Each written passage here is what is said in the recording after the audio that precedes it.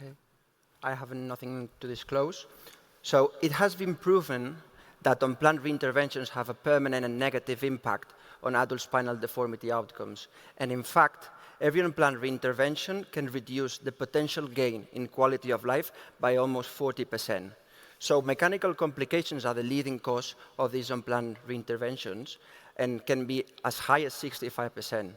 But surgical site infections are the second causes that is arising, and can be as high as 16%, and so they could not be neglected. So if we check the literature, we do not have that much information regarding what is the exact impact of infection in postoperative outcomes. But there's a slight evidence that up to 1 year, these patients perform worse according to quality of life. So the question that we wanted to answer with the present study was, is this impact something temporary or is something long-lasting?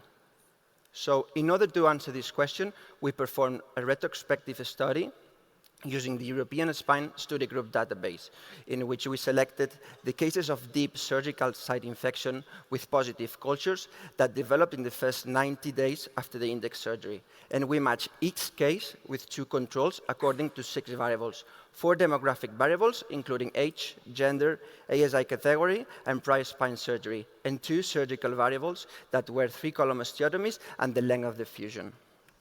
So our final sample were 38 cases matched with 76 controls. So moving to the results, we found that the only demographic variable showing differences was body mass index. So infection group had 5 points of more BMI. Talking about the deformity parameters, we see comparable sagittal and coronal plane malalignment among these 2 groups. And baseline impairment was comparable among these 2 groups too.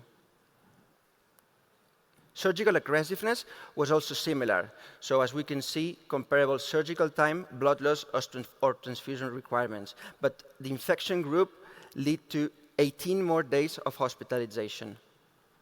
Moving on to complications, we can see how patients who develop an infection increase the mechanical complications rate by almost 2.8 according to the odds ratio. And in fact, pseudoarthrosis was the main cause of this increase, with an odds ratio of 3.3.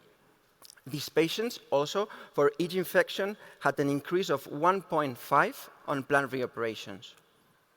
And finally, what was the final impact on quality of life? So as you can see, all questionnaires performed worse at 1 year and at 2 years for the infection group. But due to the small sample of our study, we only were able to prove the significant differences for the Oswestry Disability Index at 1 year and the comic questionnaires at 2 years.